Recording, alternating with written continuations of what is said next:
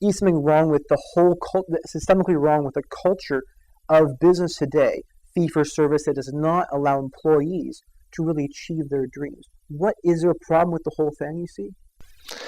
Well, if somebody else, like my father used to teach me, he said, never let anybody else sign your paycheck.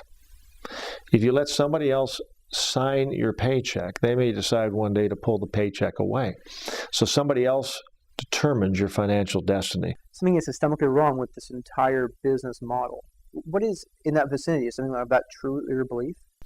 No, I believe that being an employee is an opportunity to be an apprentice. However, most people, I think the design of the flaw is it's inside somebody's own mind, that somehow they believe that there is security with a job. Most people live in a state of fear.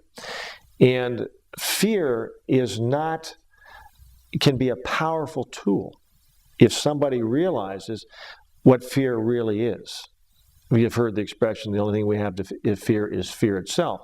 Is fear false evidence appearing real, the acronym? Is it feelings and emotion anticipating rejection? Or is fear a tool? You're born with two main fears, loud noises and falling. However, over time, people develop these self-imposed fears and doubts. So I have found out the antidote to fear is the great vision, the great dream, the burning desire.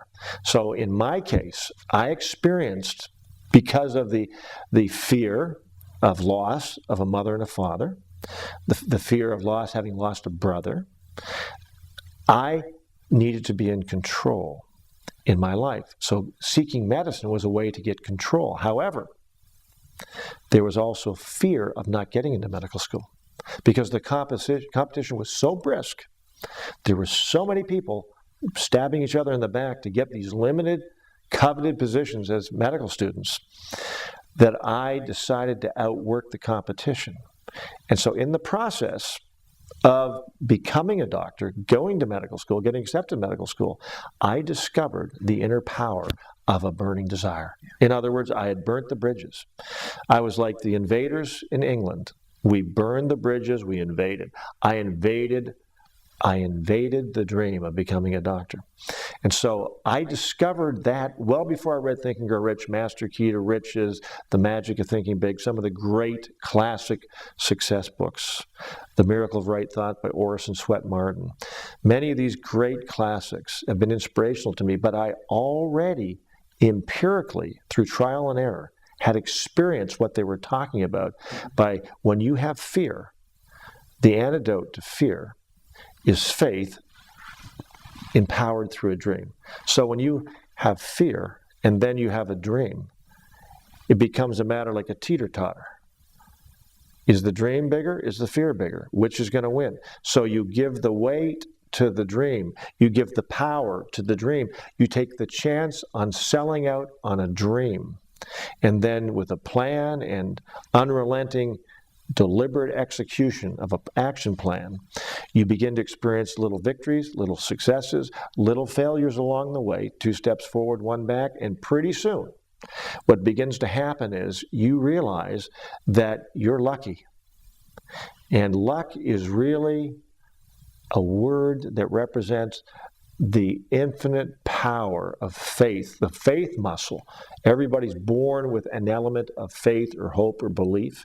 That faith muscle of hope and belief begins to build, and then you start to almost be like a clinician as a doctor, like I was, where I could see somebody walk into an exam room, look at them, and within a few seconds read that individual and instinctually understand what they needed from me without asking very many questions. I could read it just like that. And I had often wondered to myself when I was a young kid and I went in and I had some allergy to some antibiotics. And I was sitting in the waiting room and I walked into the doctor's office. I was 15, 16 years of age. And the doctor said to me, he says, I see you have itchy palms. You must have an allergy to a drug. His power of observation was keen. I developed the same power of observation with success principles in my own life, in the lives of other people. You could read a person. You could read me and see. I could read the direction of their life based on the words coming out of their mouth. if, and, but, maybe, could be excuses.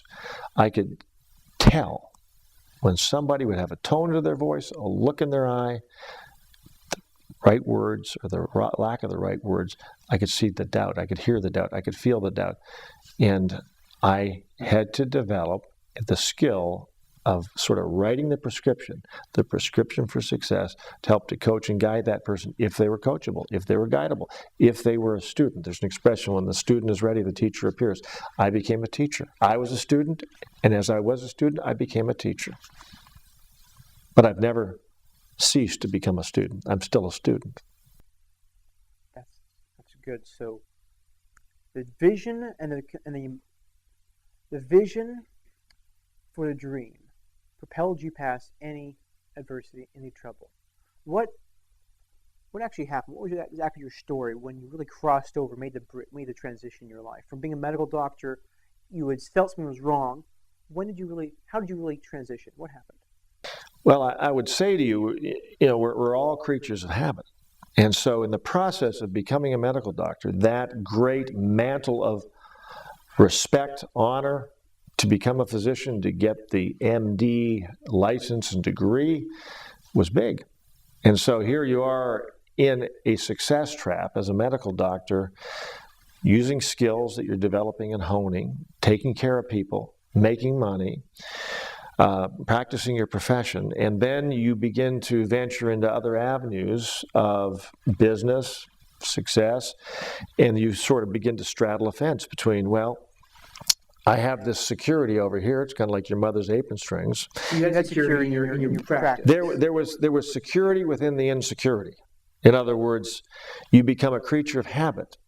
You don't know what you don't know. So in the process of doing something repetitively, there becomes, in that habit force, there's a security in that habit force. There's a sense of worthiness in that habit force.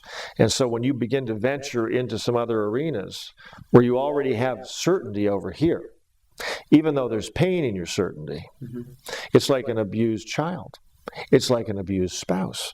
Why do they stay with the abuse? There's certainty within the abuse. So there are people that become abused by their jobs. They become abused by their businesses. Their business owns them. They don't own it. They become abused by coworkers, abused by a boss potentially.